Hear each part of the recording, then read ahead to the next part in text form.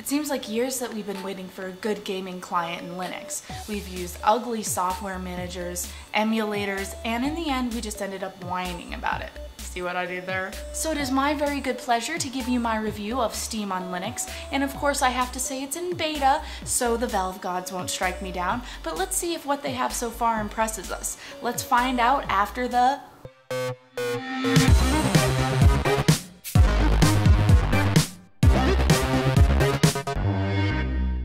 Brought to you by GoToAssist. Depending on what Linux distro you're running, odds are you have some bare bones environment to obtain your programs. In Ubuntu, it's the Software Center.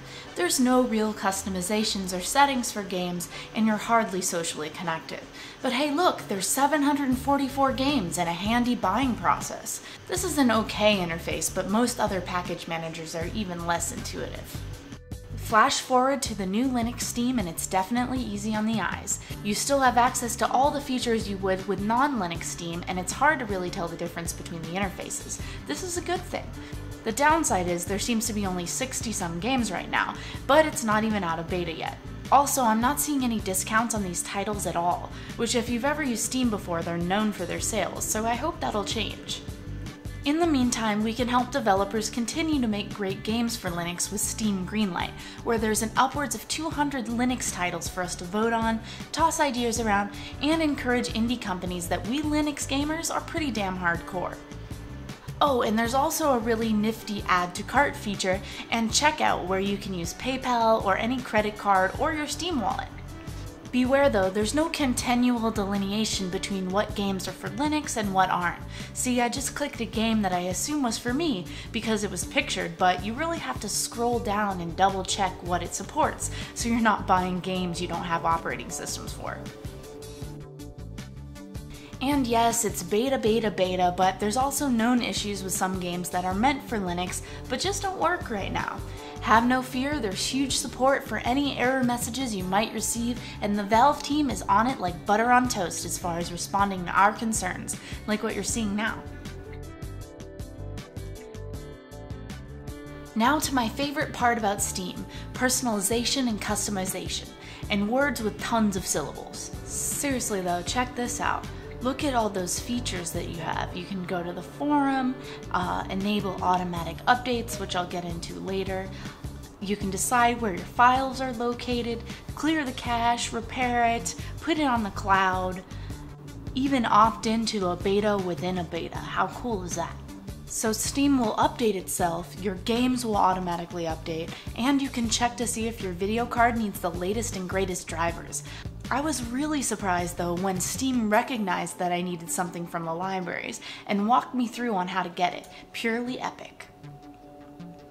I also love how games look badass and work well with optimized performance in synergy with my hardware. Steam makes games just work out of the box, and it makes me wonder, why did having fun in Linux ever have to be hard? And to save the best for last, in-game goodness. I have never found these features in my Linux gaming experience before.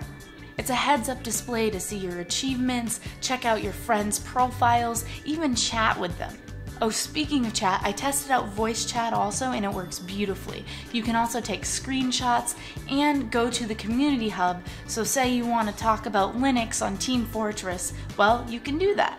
And there's tons of people out there that want to talk about it with you too. Head on over to the in-game browser. I like to do it if I get stuck on something. I need not cheats, but hints, you know.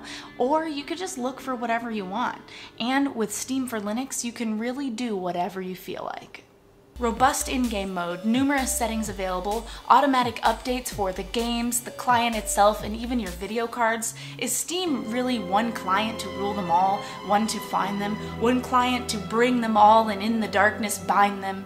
Sorry, got a little carried away there, but for me the answer is yes, though there may not be tons and tons of games available yet, and the ones you may already own may not be compatible with Steam, but that's why it's a beta. There's only going up from here, and this marks one of the most exciting changes and pushes forward in Linux gaming history, I think. So thanks Valve for being awesome, and thanks you guys for watching OSAll, and be sure to subscribe so you don't miss out on next Friday's episode of All Things Open Source.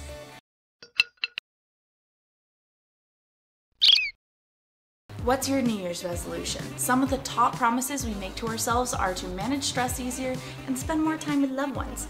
And if you work in IT, you can let Citrix help you with GoToAssist. It takes only minutes to set up and has 3 essential support tools in one easy cloud-based tool set. Spend more time with family and friends? Check. With GoToAssist remote support, you can provide live or unattended help to any PC, Mac, or mobile device. It even works with your iPad or Android device, so you can use GoToAssist right before hitting the slopes. Not while on the slopes, that could be dangerous. Proactively spot issues before they become big headaches with GoToAssist monitoring feature, and never worry about fixing the same problem twice, as GoToAssist Service Desk keeps track of it all for you. There, 2 resolutions down already, and all you have to do is sign up for your special 30-day free trial today. Visit GoToAssist.com, click on the Try It Free button, and use the promo code OSALT. Now if only Citrix could help me with my insatiable desire for peppermint schnapps. What? It's still cold outside.